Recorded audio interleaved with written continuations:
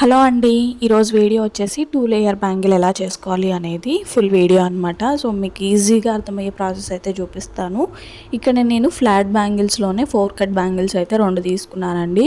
So thread wrapping అనేది అందరికీ తెలుసు కదా. ఇక్కడ నేను 30 స్టాండ్స్ అయితే తీసుకొని ఇలాగా ఒక్కొక్కటి పల్చగా వచ్చేటట్టుగా, అంటే ఒకదానిపైన ఒకటి రాకుండా ఒకదాని పక్కన ఒకటి వచ్చేటట్టుగా అయితే పల్చగా వ్రాప్ చేసుకుంటూ రావాలన్నమాట. పోగులు అనేవి స్ట్రైట్గా పట్టుకోకుండా కొంచెం స్లైడ్గా, అంటే పక్కకి కొంచెం వంకరగా అయితే పట్టుకోవడానికి అయితే ట్రై చేయండి. స్ట్రైట్ గా పట్టుకోవడం వల్ల పోగులు అనేవి పల్చగా రావండి, మనకు ఒక ముద్దలాగా అయితే వస్తాయన్నమాట. సో ఈ వ్రాపింగ్ టిప్స్ ఏమన్నా కావాలి అని అంటే నేను త్వరలోనే సిల్క్ థ్రెడ్ బ్యాంగిల్స్కి సంబంధించిన క్లాసెస్ అయితే స్టార్ట్ చేద్దాం అనుకుంటున్నాను.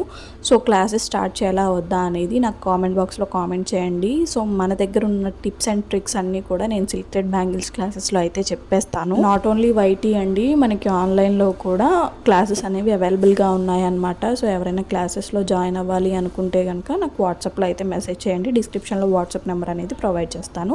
సో ఇలాగా మీరు ఇలా ఫ్లాటే తీసుకోవాలా, రౌండ్ తీసుకోకూడదా అంటే అది మీ ఇష్టం అండి. 4 కట్ అయినా తీసుకోవచ్చు, 6 కట్ అయినా తీసుకోవచ్చు. 2 కట్ 1 కట్ తీసుకోవద్దా అంటే మనం ఇక్కడ ఆల్రెడీ 2 లేయర్ కాబట్టి కనిపించడమే కొంచెం లావుగా కనిపిస్తుంది. అలాంటిది మనం లావ్ బ్యాంగిల్స్ తీసుకుంటే ఏమైందంటే మనకి లుక్ అనేది కంప్లీట్గా చేంజ్ అయిపోద్ది, అసలు బాగోదన్నమాట. సో ఎంత సన్నవి తీసుకుంటే అంత బాగుంటుంది. మీరు ఏ అయితే 2 బ్యాంగిల్స్ తీసుకుంటారో ఆ 2 బ్యాంగిల్స్ కూడా సింగిల్ కలర్లో అయితే వ్రాప్ చేసుకోండి. వ్రాప్ చేసుకున్న తర్వాత నేను 3mm రౌండ్ ఉంటుంది కదా, రౌండ్ కుందన్స్ అయితే 3mmవి చిన్నవన్నమాట. సో వీటి ప్లేస్లో డిస్టెన్స్ అనేది చిన్నగా రావాలి, ఇంకా చిన్నగా రావాలి అనుకుంటే షుగర్ బీట్స్ యూజ్ చేసుకోవచ్చు. ఒకవేళ డిస్టెన్స్ అనేది ఇంకా కొంచెం ఎక్కువగా కావాలి మాకు అనుకుంటే 4mm యూజ్ చేయవచ్చు. ఓన్లీ రౌండే యూజ్ చేయాలా, వేరే యూజ్ చేయకూడదా అంటే మీ ఇష్టం, మీకు అవైలబిలిటీని బట్టి డ్రాప్ యూజ్ చేసుకోవచ్చు, స్క్వేర్ యూజ్ చేసుకోవచ్చు, అలాగే ఈ రెక్టాంగిల్ అనేవి కూడా యూజ్ చేసుకోవచ్చు అనమాట. కాకపోతే మనకి విడ్త్ అనేది, అంటే మనకి బ్రెడ్త్ కానీ విడ్త్ కానీ సమానంగా ఉండేది తీసుకుంటే ఏంటంటే బ్యాంగిల్ వాటిపైన స్టిచ్ చేసినప్పుడు మనకి అటు ఇటు తొనక్కుండా ఉంటాయి అన్నమాట. సో నేను 4 పాయింట్స్లో అయితే పెడదాం అనుకున్నాను. ఆ 4 పాయింట్స్లో కూడా నేను ఇక్కడ ఫెవిగ్రిల్ ఫ్యాబ్రిక్ అనేది యూజ్ చేసి 3mm రౌండ్ కుందన్స్ అయితే పెట్టాను అనమాట. సో ఇంకా స్టిఫ్గా ఉండాలి, కుందన్స్ అటు ఇటు కదలకుండా ఉండాలి అనుకుంటే B7000 గమ్ అనేది పెట్టుకోవచ్చు అనమాట. సో అది డ్రైయింగ్ టైం తొందరగా అయిపోద్ది, ప్లస్ స్టిఫ్గా ఉంటుంది కాబట్టి. సో ఇలా పెట్టిన తర్వాత ఎగ్జాక్ట్గా మిడిల్ పాయింట్లో మనం ఇంకో బ్యాంగిల్ కూడా దానిపైన అయితే పెట్టుకోవాలన్నమాట. సో జాగ్రత్తగా సైడ్స్ అన్నీ కూడా ఒకే లెవెల్లో వచ్చాయా లేదా అనేది 1కి 2 సార్లు చెక్ చేసుకోండి. ఆరాట పడి గబగబా అయితే చేయొద్దు. మధ్యలో ఉన్న కుందన్ అనేది ఊడిపోతే మనకి మిడిల్లో ఉన్న డిస్టెన్స్ అనేది ఇంకో బ్యాంగిల్ తోటి కలిసిపోయి ఆ డిస్టెన్స్ అనేది కనిపించదు అనమాట. సో కొంచెం లేట్ అయినా పర్వాలేదు, ఈ బ్యాంగిల్స్ చేసుకునేటప్పుడు మాత్రం మనకు కొంచెం పేషెన్స్ అనేది కంపల్సరీ ఉండాలండి. సో ఇలా మొత్తం ఫింగర్స్ తోటి నేను సమానంగా వచ్చాయా లేదా అనేది చూసుకున్నాను. సో ఓవర్ నైట్ అంతా డ్రై చేశాను అనమాట. సో చూడండి మనకి ఈక్వల్ డిస్టెన్స్ అనేది వచ్చిందనమాట. సో ఇక్కడ నేను కుందన్ అనేది స్టిచ్ చేశాను కదా, ఎగ్జాక్ట్గా కుందన్ పైన పెట్టకుండా గమ్ అనేది కుందన్కి కొంచెం పక్కన ఒక 1/2 ఇంచ్ డిస్టెన్స్లో అయితే పెట్టుకున్న తర్వాత ఇటు మనం ఎంత డిస్టెన్స్ అయితే వదిలేసామో ఎగ్జాక్ట్గా నెక్స్ట్ సైడ్ కూడా అంతే డిస్టెన్స్ అనేది వదిలేయాలన్నమాట కుందన్కి. సో ఇలాగైతే 4 సైడ్స్ కూడా మనం నీట్గా బ్యాంగిల్ ఎలా అయితే వ్రాప్ చేసామో సేమ్ అలానే వ్రాప్ చేయొచ్చు. సో ఇక్కడ చూడండి నేను ఎంత స్టిఫ్గా నొక్కినా సరే బ్యాంగిల్స్ అనేవి దగ్గరికి రావట్లేదు. సో అందుకే ఆల్మోస్ట్ 24 అవర్స్ అయితే డ్రైయింగ్ టైం అనేది ఇచ్చేసాను కాబట్టి నేను ఎంత నొక్కినా బ్యాంగిల్స్ అనేవి దగ్గరికి రావట్లేదు, కుందన్స్ కూడా కదలట్లేదు అనమాట. సో మనకి ఎంత టైం ఇస్తే అంత లుక్ అనేది బాగుంటుంది, అలాగే డ్రైయింగ్ అనేది మంచిగా ఉంటుంది అనమాట. సో ఇక్కడ నేను వాటిపైన మనం ఎలాగైతే వ్రాప్ చేసాం కదా, మిడిల్లో కుందన్స్ పైన వ్రాప్ చేసాం కదా, వాటిపైన ఏదో ఒక డిజైన్ చేసుకోవచ్చు. ఇక్కడ నేను లోటస్లోనే న్యూ ప్యాటర్న్ అయితే ట్రై చేశానండి. సో ఏం లేదు, లోటస్కి మనం ఎక్కువగా యూజ్ చేసేది మూన్ కుందన్సే కదా, ఆ మూన్ కుందన్స్ని ఒకదానికొకటి ఎదురుగా, అంటే ఫేసింగ్ అనేది వాటికి ఎదురుగా ఉండేటట్టుగా అయితే స్టిచ్ చేశాను అనమాట. అవి 2 కూడా అతుక్కొని ఉంటాయి. సో వాటి పైన ఆ 2 కుందన్స్ పైన ఒక డ్రాప్ కుందన్ అనేది పెట్టాను. సో అలాగా ప్యాటర్న్ అనేది నెక్స్ట్ ప్యాటర్న్ అనేది రిపీట్ చేయాలి. సో ఇక్కడ మీకు అర్థమైందో కాలేదో, సో వీడియో కంప్లీట్గా క్లియర్గా చూస్తే మంచిగా అర్థమవుతుందండి.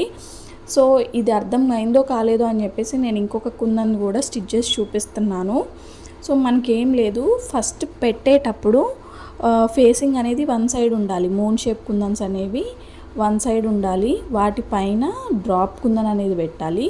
పెట్టిన తర్వాత ఎగ్జాక్ట్గా మనం మూన్ షేప్కి పెట్టుకున్నాం కదా, మూన్ షేప్ కిందనే కొంచెం గమ్ పెట్టేసి అటు ఇటు మళ్ళీ మూన్ షేప్ కుందన్స్ అయితే పెట్టాలి. పెట్టిన తర్వాత ఫస్ట్ దానికి సెకండ్ దానికి మధ్యలో మళ్ళీ గమ్ అప్లై చేసి మళ్ళీ ఇంకొక కుందన్ అనేది పెట్టాలన్నమాట.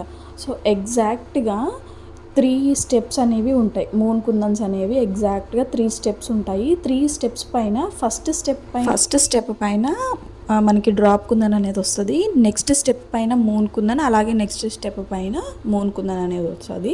సో పైన 4 మూన్ కుందన్స్ ఉన్నాయి కదా, వాటి మిడిల్ పాయింట్లో రౌండ్ అనేది 4 mm రౌండ్ కలర్, మనం డ్రాప్ ఏ కలర్ అయితే తీసుకున్నామో ఎగ్జాక్ట్గా అదే తీసుకోవాలన్నమాట. సో మళ్ళీ ఒకసారి ఎక్స్ప్లెయిన్ చేస్తాను నేను. సో మనం మూన్ కుందన్స్ అనేవి లోటస్ షేప్ మీకు ఆల్రెడీ తెలిసే ఉంటుంది. సో లోటస్లోనే ఇది డిఫరెంట్ షేప్ అనమాట.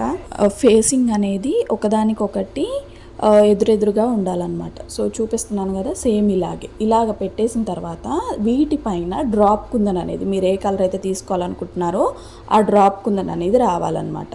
సో ఎగ్జాక్ట్గా డ్రాప్ కుందన్ పెట్టేసిన తర్వాత మూన్ షేప్ పక్కన మళ్ళీ మనం 2 మూన్ షేప్ కుందన్స్ అనేవి వాటి పక్కనే వచ్చేటట్టుగా అయితే ఎగ్జాక్ట్గా మనం ఈ 6K ఐ షేప్ యూజ్ చేసి మనం లోటస్ షేప్స్ ఎలా అయితే చేస్తామో సేమ్ అలాగే మూన్ కుందన్ అనేది పెట్టాలి. పెట్టిన తర్వాత కింద లీఫీ ప్యాటర్న్ రావడం కోసం డైమండ్ కుందన్ అయితే తీసుకున్నాను. సో ఇలా తీసుకున్న తర్వాత మనకి మళ్ళీ ఇంకొక లేయర్ అనేది, ఇంకొక స్టెప్ అనేది మూన్ కుందన్ అనేది రావాలి. వచ్చిన తర్వాత ఇలా వచ్చిన వాటిపైన సెకండ్ స్టెప్లో మూన్ కుందన్స్ పెట్టాం కదా, వాటిపైన మళ్ళీ సెకండ్ లేయర్ అంటే 3D లుక్ కోసం ఇలా పెట్టేసిన తర్వాత థర్డ్ లేయర్ పైన కూడా 3D లుక్ కోసం మళ్ళీ ఇంకొక స్టెప్ అనేది ఇంక్రీజ్ చేయాలన్నమాట. ఇలా పెట్టిన తర్వాత ఇలా 4 మూన్ కుందన్స్ మధ్యలో మనం ఒక రౌండ్ 4 mm రౌండ్ అనేది సేమ్ డ్రాప్ కలర్ ఎలా అయితే తీసుకున్నామో సేమ్ 4 mm రౌండ్ కూడా సేమ్ అలానే తీసుకోవాలన్నమాట. సో ఈ ప్యాటర్న్ అర్థమైందా కాలేదా అనేది నాకు ఒకసారి కామెంట్ బాక్స్లో కామెంట్ చేయండి. సో ఒకవేళ అర్థం కాలేదు అని అంటే మళ్ళీ ఇంకొక బ్యాంగిల్ మీద మిడిల్ బ్యాంగిల్కి మనం ఈ ప్యాటర్న్ అనేది చేసుకోవచ్చు బ్రైడల్ బ్యాంగిల్స్లో. సో ఈ ప్యాటర్న్ అయితే కొత్త ప్యాటర్న్ అండి, ఎవరైనా ట్రై చేశారా లేదా అనేది నాకైతే తెలియదు. సో నేనైతే ట్రై చేశాను. నెక్స్ట్ మిడిల్లో గ్యాప్స్ అలా ఉండిపోయాయి కదా, వాటిపైన ఇలా స్టోన్ చైన్ పెట్టాలా అని అయితే మీరు అనుకోవచ్చు. స్టోన్ చైనే పెట్టాలని ఏం లేదు, మీ ఇష్టం ఏదైనా పెట్టుకోవచ్చు. స్టోన్ చైన్ లేకపోతే వాటిపైన డ్రాప్స్ అయినా పెట్టుకోవచ్చు, రౌండ్స్ అయినా పెట్టుకోవచ్చు, డైమండ్స్ అయినా పెట్టుకోవచ్చు, ఏవైనా పెట్టుకోవచ్చు. సో నేనైతే స్టోన్ చైన్ పెడితే ఏంటంటే మనకి షైనింగ్ అనేది చాలా ఎక్కువగా ఉంటుంది. సో షైనింగ్ అనేది ఎక్కువగా ఉంటుంది కాబట్టి నేను ఇదైతే తీసుకున్నాను. సో ఫైనల్ వరకు చూసేసి లుక్ ఎలా అనిపించింది అనేది నాకు కామెంట్ బాక్స్లో కామెంట్ చేయడం మాత్రం మర్చిపోవద్దు. అలాగే ఈ లీఫ్ డిజైన్ ఈ లోటస్ డిజైన్ అనేది అర్థమైందా కాలేదా అని కూడా నాకు చెప్పడం మాత్రం మర్చిపోవద్దు. So please do like, share and subscribe. Thank you for watching.